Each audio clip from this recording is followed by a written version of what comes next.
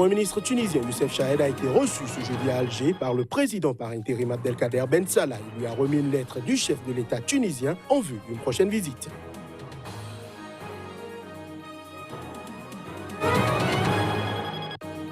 Les opérations de dépouillement étaient en cours ce vendredi sur l'île Maurice au lendemain des élections législatives qui ont enregistré une solide participation. Ces élections doivent déterminer qui gouvernera cet archipel de l'océan Indien. Au Burkina Faso, après l'attaque du convoi de la société minière canadienne Semafo qui a fait au moins 38 morts, le président Kaboré s'est adressé à la nation. Entre autres décisions, un deuil national de 3 jours.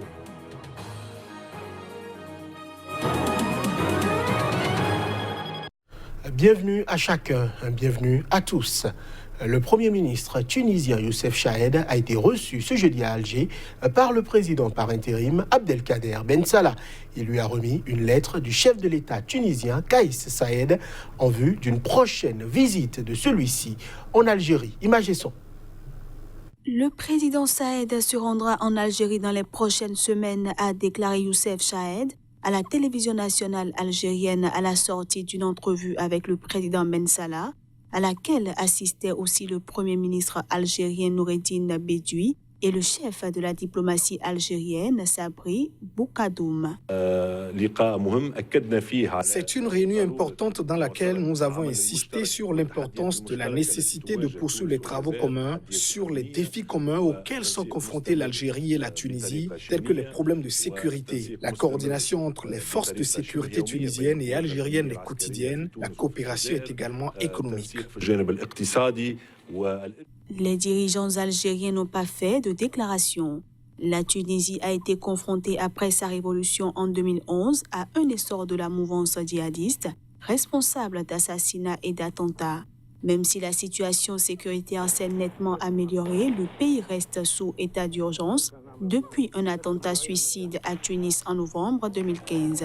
L'Algérie a de son côté connu une décennie de sanglante guerre civile, opposant l'armée à une guérilla islamiste qui a fait officiellement 200 000 morts, dont de très nombreux civils. Universitaire novice dans l'exercice du pouvoir, Kaïs Saïed a été élu président le 14 octobre dernier, succédant à Béji Caïd Essebsi, décédé en juillet à 92 ans. Le gouvernement de Chahed, qui a terminé à la 5e place à la présidentielle et dont le parti a été défait aux législatives de septembre, gère les affaires courantes en attendant la formation d'une nouvelle équipe. Le parti d'inspiration islamiste Ennahda, qui a remporté 52 des 217 sièges d'un parlement morcelé, a entamé des négociations en vue de la formation d'un gouvernement. Les opérations de dépouillement étaient en cours ce vendredi matin sur l'île Maurice au lendemain des élections législatives qui ont enregistré une solide participation. Ces élections doivent déterminer qui gouvernera cet archipel de l'océan Indien pour les 5 prochaines années. Les Mauriciens ont voté ce jeudi pour un scrutin législatif à l'issue duquel le Premier ministre sortant Pravin Jugnauth espère obtenir l'onction populaire 2 ans après avoir succédé à son père sans élection. Les bureaux de vote ont fermé à 18h, soit 14h GMT.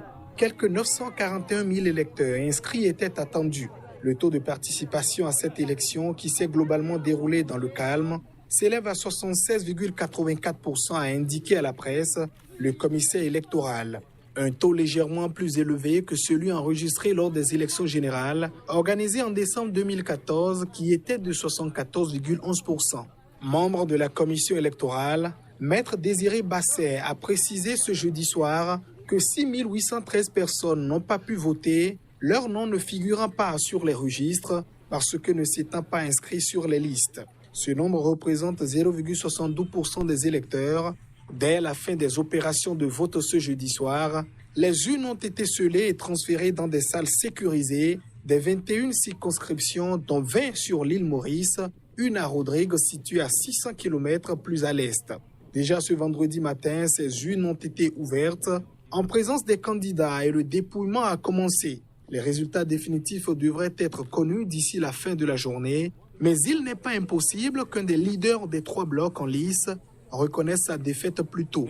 Les électeurs mauriciens élisent 62 députés au suffrage universel direct Et la commission électorale nomme ensuite 8 députés parmi les non-élus ayant obtenu les meilleurs scores, un système mis en place afin de rééquilibrer la répartition des sièges entre partis et communautés. Un nouveau délai de 100 jours a été accordé ce jeudi au président sud-soudanais Salva Kiir et le chef rebelle Riek Machar pour la formation d'un gouvernement d'union selon un communiqué du ministère ougandais des Affaires étrangères. La période de pré-transition qui devait commencer le 12 novembre sera prolongée de 3 mois. La médiation espère que ce nouveau délai empêchera le Soudan du Sud de glisser à nouveau dans la guerre civile.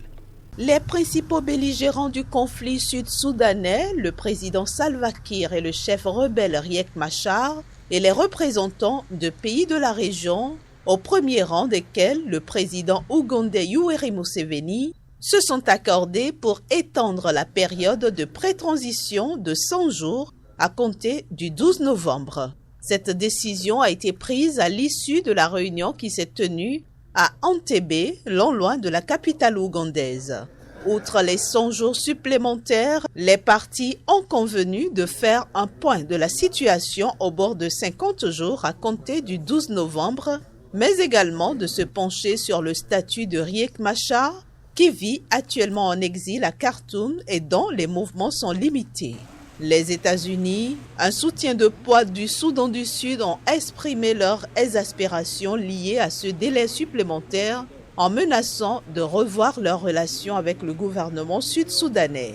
Salva Kiir et Riek Machar avaient surmonté la profonde défaillance qui les oppose et cédé à la forte pression de la communauté internationale pour signer en septembre 2018 à Addis Abeba un nouvel accord de paix accompagné d'un cessez-le-feu qui a été globalement bien respecté. Mais plusieurs points clés de cet accord de paix n'ont pas enregistré de progrès tangibles, faisant peser le risque d'un échec de l'accord et d'une reprise des combats à grande échelle dans ce pays en proie à une guerre civile depuis 2013. Je l'annonçais en titre au Burkina Faso après l'attaque du convoi de la société minière canadienne Semafo qui a fait au moins 38 morts et des dizaines de blessés.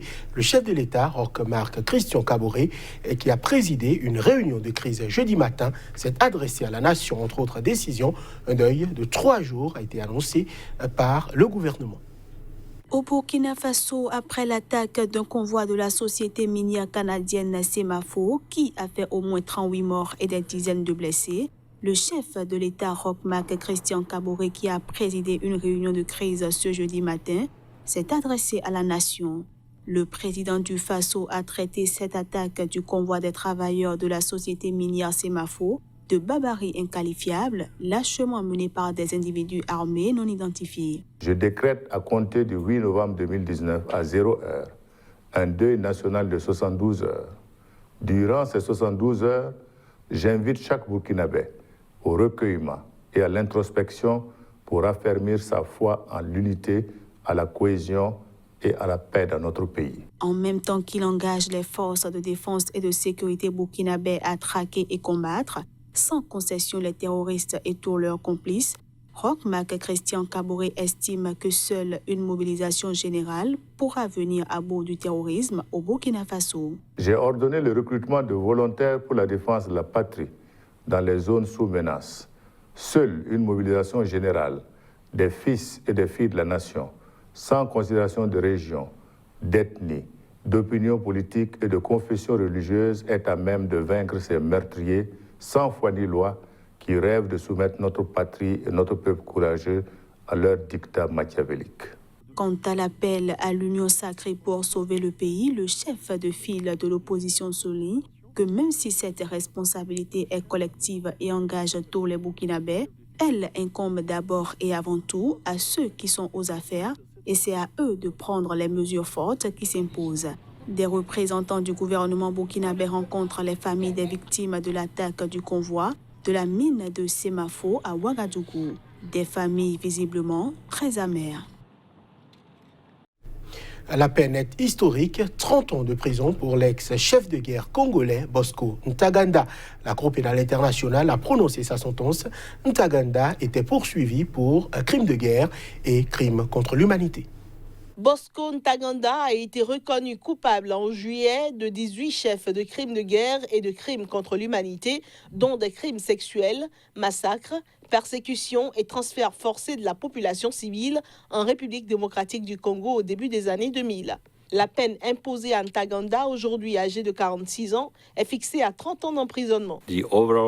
La peine globale qui vous est infligée sera donc de 30 ans d'emprisonnement ferme. Et aussi, j'aimerais vous indiquer, Monsieur Ntaganda, que vous avez le droit de faire appel de notre décision dans les 30 jours. Decision on your sentence within 30 days. Le juge Robert Frem, qui a précisé que les juges avaient pris en compte la cruauté particulière de certains crimes perpétrés par Ntaganda et ses troupes, a affirmé que des meurtres ont été commis à grande échelle. Les juges lui ont imposé la peine maximale autorisée par la Cour pénale internationale en dehors de la peine de prison à perpétuité réservée aux infractions les plus graves. Un porte-parole de la CPI a confirmé qu'il s'agissait de la peine la plus lourde jamais prononcée par la juridiction, créée en 2002 pour juger les pires atrocités commises dans le monde. Le temps que Ntaganda, détenu à La Haye depuis 2013, a déjà passé en détention, sera déduit de sa peine. L'Organisation de défense des droits de l'homme Human Rights Watch a salué la décision des juges. Ntaganda peut faire appel dans les 30 jours de la décision des juges concernant la peine d'emprisonnement. L'ex-général de l'armée congolaise, qui avait la réputation d'être un leader charismatique, a toujours assuré être un révolutionnaire et non un criminel. Un rapport du Bureau de coordination des affaires humanitaires de l'ONU a révélé que le paludisme a atteint des proportions épidémiques depuis début mai au Burundi. Mais le gouvernement burundais a refusé jusqu'ici de déclarer une épidémie de paludisme. Plus de précision à travers cet élément. Le Burundi est confronté à une flambée de paludisme atteignant des proportions épidémiques selon l'ONU. Du 1er janvier au 21 juin 2019, un total cumulé de 5 738 661 cas et de 1801 décès ont été signalés selon un rapport du Bureau de coordination des affaires humanitaires de l'ONU. Un faible recours aux mesures préventives comme les moustiquaires ou le manque de ressources humaines, de ressources logistiques et financières pour une réponse efficace sont les principaux facteurs expliquant cette flambée de cas de paludisme. Parfois, il y a des informations comme on l'a entendu récemment qui sont véhiculées par la Radio France Internationale, comme quoi il y aurait des chiffres plus élevés donc de paludisme. Allah même a évoqué une épidémie que le ministère n'entend pas déclarer. Et là, nous ne saurions pas dire quelles sont les motivations qui les poussent à dire cela. Le patient peut venir avec un diagnostic déjà précis, ou bien peut venir avec des signes spécifiques du cas de paludisme. Si c'est un cas qui est venu déjà diagnostiqué, on demande le traitement du paludisme. Le Burundi compte 11,5 millions d'habitants. Selon l'OMS, quelques 219 millions de cas de paludisme ont été recensés dans le monde en 2017, entraînant 435 000 décès, dont 93% sont survenus en Afrique. Et voilà qui met un terme à cette édition. Merci de l'avoir suivi.